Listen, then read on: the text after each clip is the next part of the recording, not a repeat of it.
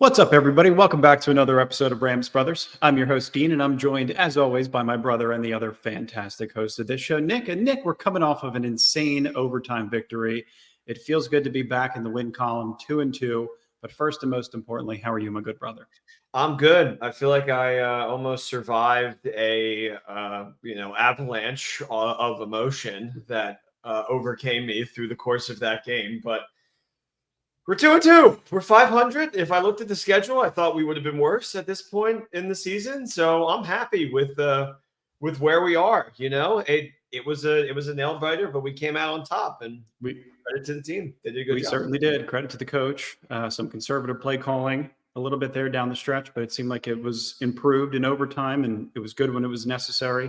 But if you guys are realizing, we did have an episode uploaded onto the channel before this, but the quality was so poor. We wanted to correct our mistakes because you guys are such incredible listeners, and because we love you so much. We wanted to make sure that this was a much improved episode. And also, before we jump into anything else, make sure that you guys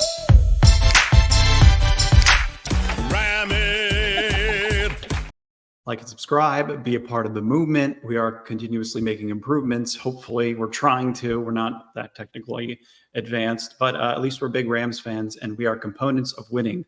So we are going in the right direction, hopefully.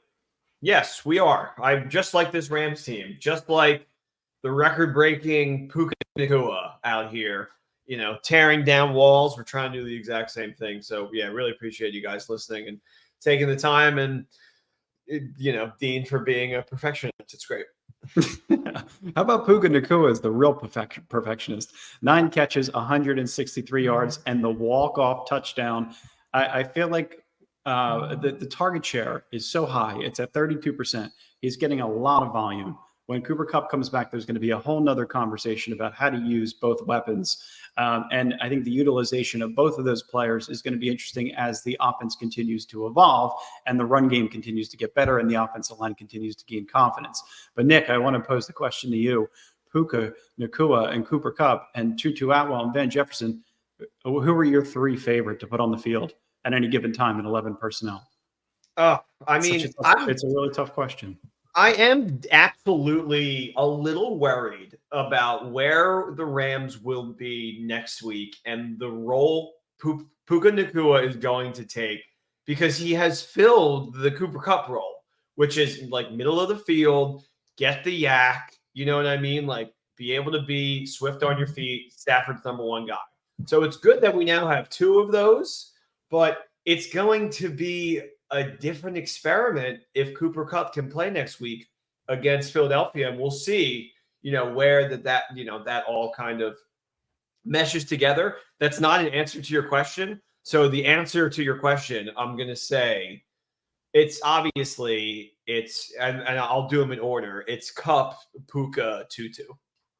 I think a lot of Rams fans would agree with that. I think probably some utilization. Yeah, I think of Van Jefferson, and you probably rotate Van Jefferson and Tutu Atwell, considering the roles and their route trees are similar. I think in terms of extending the field, being able to take the top off of defense and clear out a safety, those are your 2 best options. And then you could obviously get everything in the short and intermediate areas with Cooper Kupp and Puka Nacua. I think they're just both zone beaters, but they're both so great against man coverage also, because they're such great route runners and they're so great in short space. I mean, look at this Puka Nacua catch, Nick. This is the one-handed catch that we've been talking about that he bobbled up to himself. It's just insane. Stafford throws on first down. It's gathered in by Puka Nacua. What a story over the first. I mean, he's everything that everybody wants Puka Nacua to be. He's everything that everybody wants a Rams receiver to be. I love what he said after the game, how he's aggressive, but then he goes and calls Les Seed sir immediately. Like he's a kid. He's turning into an adult, and he's turning into a great Rams player, and we all love him. Yeah, I mean, that catch is like a throw that you would make to me on the beach, and you kind of got to like tip it up in the air and like bring it in. Like that's a little that's little brother energy, that catch. It's like, potentially messing it up, but then eventually bringing the ball in and making everybody happy. It's the fact that you get this guy and he can immediately fill in for Kupp and like be a dynamic like top threat in the NFL and in fantasy. It's remarkable. And I was sitting here like, the start of the season, and I'm like, what has Les Snead done as a drafter? They're good at bringing in talent, but like, can they really identify it on the draft board? This was the year. Yeah, this was the year. This is it. And we were like, this is where you have to prove yourself, Les. Like, you're also the one that signed off on Goff, and you were so ready to throw him away.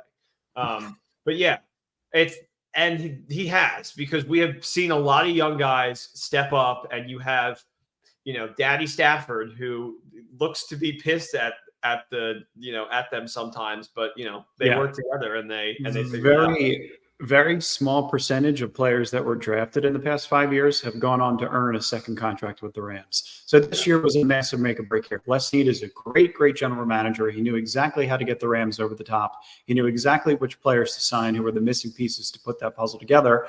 But then you get to a situation where you're overly reliant on your draft picks. You're overly reliant on kids like Puka Nacua and Kobe Turner and Byron Young. And all these kids are coming to fruition, and they look like they could be cornerstone pieces within your team over the next 5, 6, 7 years. So that's all great and well. And Matthew Stafford is the guy that's distributing the load here. I mean, he injures his hip. Did that go into some of Sean McVay's conservative play calling? I think a little bit of it did down the stretch, when he tried to just condense the offense a little bit, tried to give Kyron Williams and Ronnie Rivers a little bit more touches, and just try to get Matthew Stafford in opportunities where he wasn't getting blasted.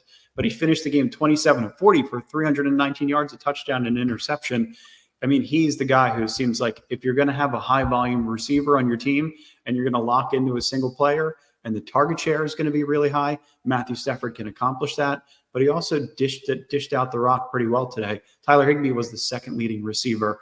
So I'm really interested to see how the target share gets distributed across guys like Tyler Higbee and Cooper Kupp and Puka Nacua, as we talked about. Here's Tyler Higbee, cashed in, 5 receptions, 64 yards as the second leading receiver in this game.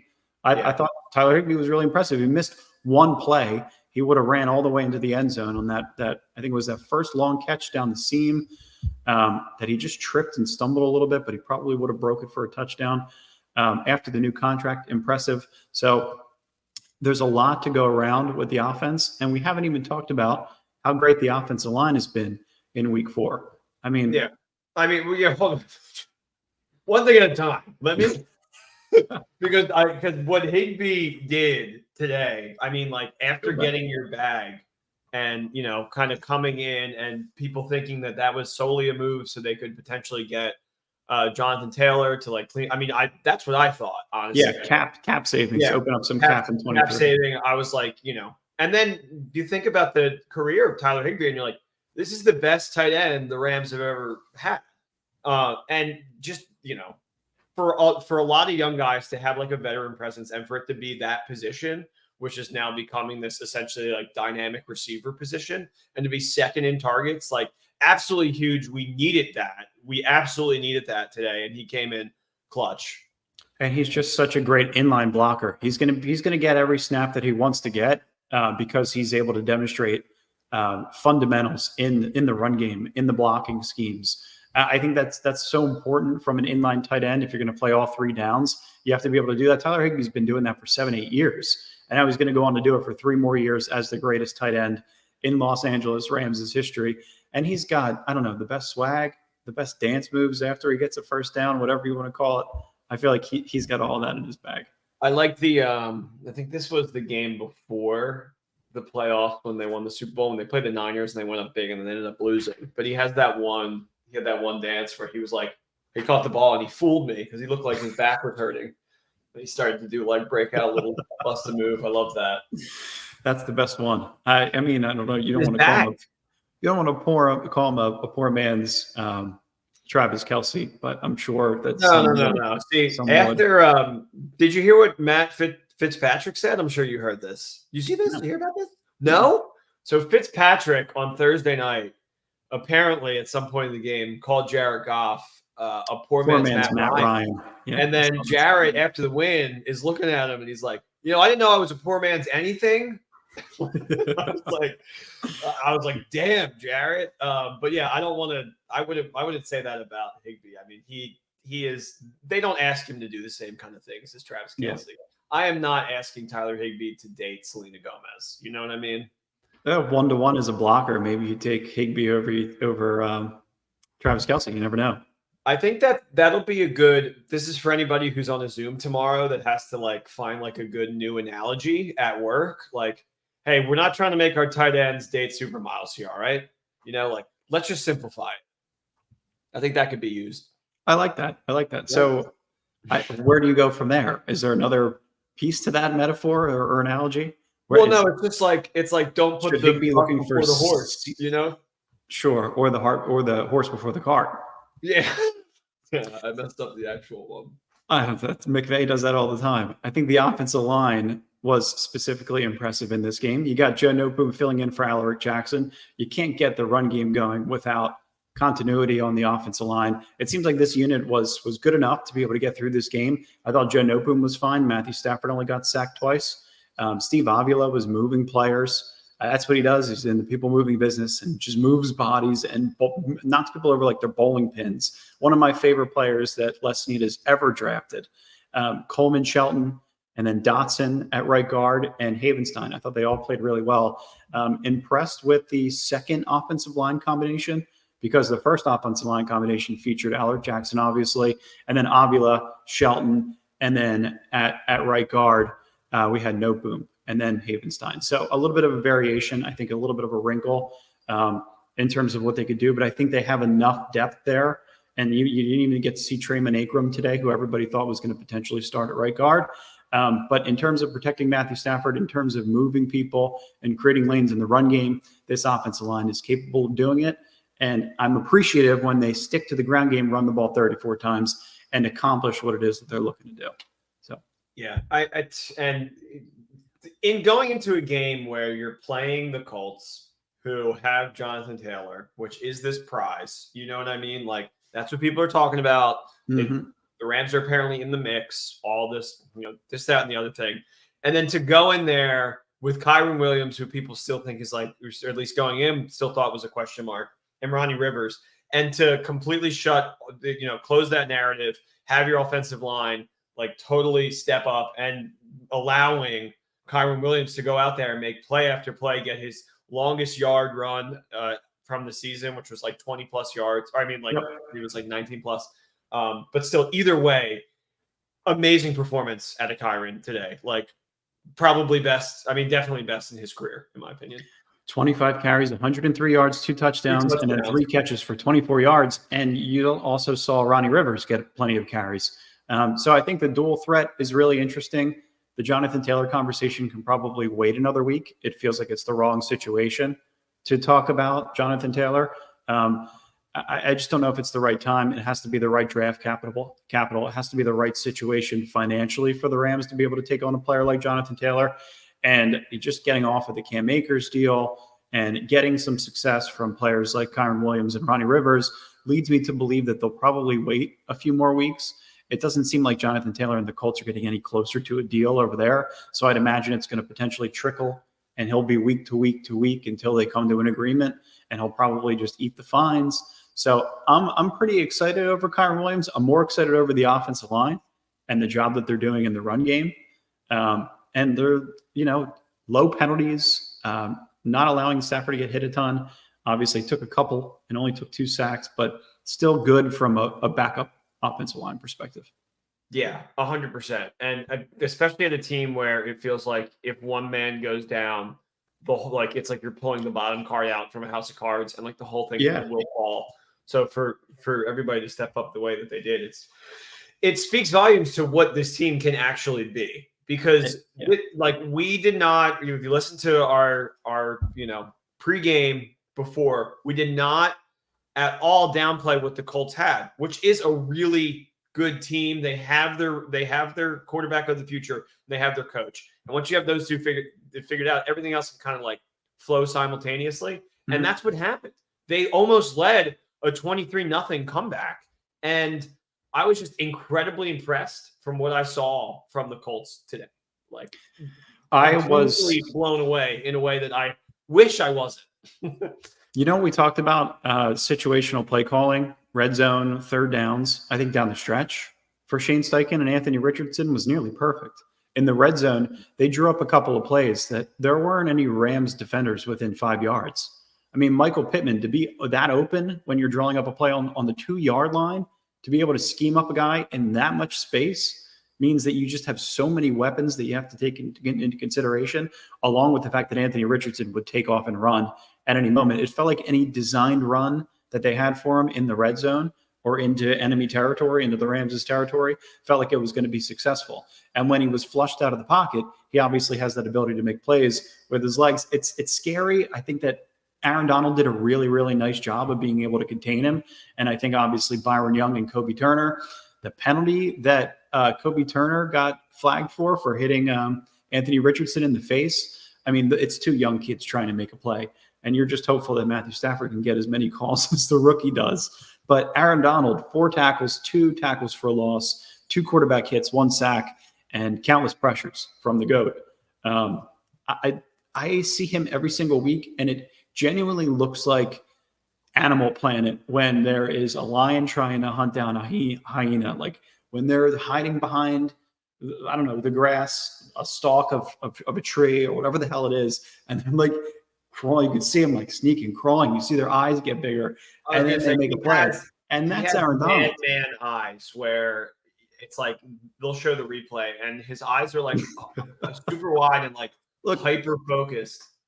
I got a replay for us. Hold on, check it out. Bring that one up. But you watch him, and to see a man that size like throw his arms up and almost like glide like an eagle as he like dives towards him, like, and his arms probably weigh like at least 40 pounds each, and he's just like that taking you down.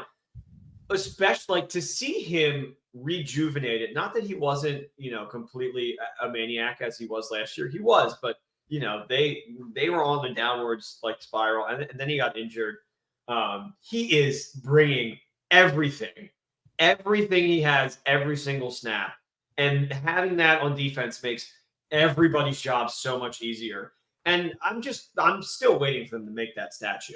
This is the statue that has to be outside of SoFi. Donald given the ring. That's it.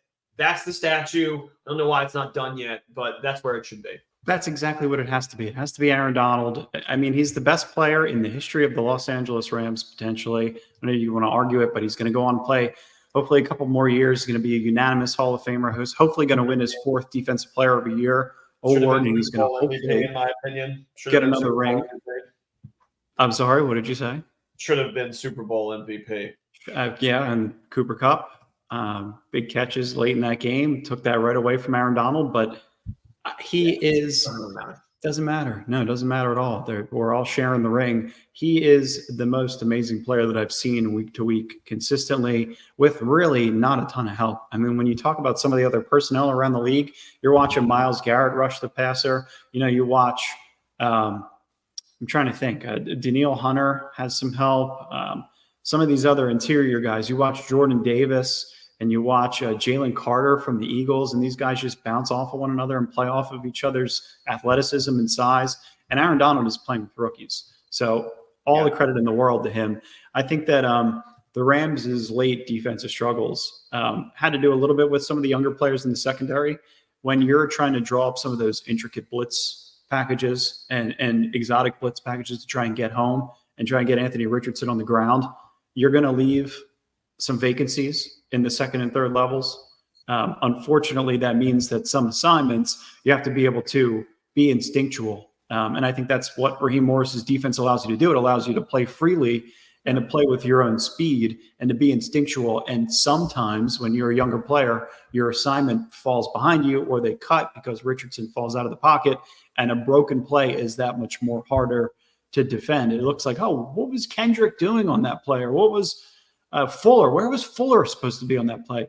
And you don't necessarily know until you're in the mind of Raheem Morris. And a lot of the time fans are not going to see it, but it is based on playing with instinct and feel. Jalen Ramsey talked about it all the time. Yeah. Struggles of the defense like almost always, except maybe last week.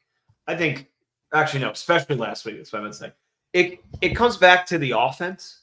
When the offense does such a good job to score so fast, and then the defense has to get right on the field and they get a stop, and then the offense comes right back and they score again really fast. The scripted drives have been amazing, but they got really conservative. And then Brett Maher goes out there and misses 2 field goals to like keep it a 2-score game, which is just like, oh my, like, come on, man. Like, you have to make those. Yeah. The defense is gassed, like fully gassed. And I thought after they gave up the touchdown and the 2-point conversion, I felt like the game was over.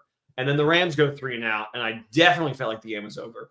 For the defense to get a stop then post punt, where they already had some, like the great field position, essentially, that was the moment where I was like, while this defense can get lazy and like feel young, they're still like truly like a well put together unit that you can kind of like last week, like hang your hat on when the offense isn't working. Because I think they would have stepped up had the offense not have scored so many points already. They would have stepped up more. Agreed. That's my thought. I entirely agree. And here's a live picture of Aaron Donald tackling his opponent. It is the diving eagle. Yeah, that's pretty perfect from Nacho Libre. That's exactly what I was thinking of. I mean, it's a young defense. I think they're going to get themselves back together in time. They make some really great plays. They make some mistakes. But I think that they're on the right track, and I think that it's the right defensive coordinator for the job. He could have been in Indianapolis. We could have been stuck with the defensive coordinator that we were not all that familiar with. But I do think that defending the Shane Steichen, Anthony Richardson combination is excruciatingly difficult. And the experiment's going really well for Colts fans so far. I think that out of a walk-off touchdown, you came back from a 23-0 deficit. And Brett Maher allowed you to do that. And I think that we need an upgraded kicker. It's not going to come immediately. It might not come at all this season. But this team is not in a terrible position. And to be able to get back to 2-2, split games against both conferences so far.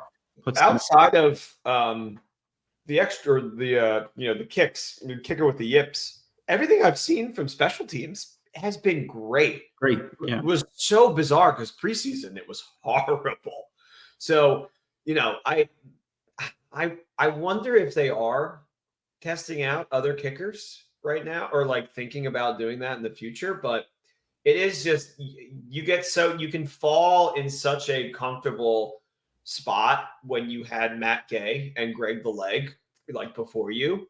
And these guys are just like consistently drilling 50-yarders to like get those 3 points.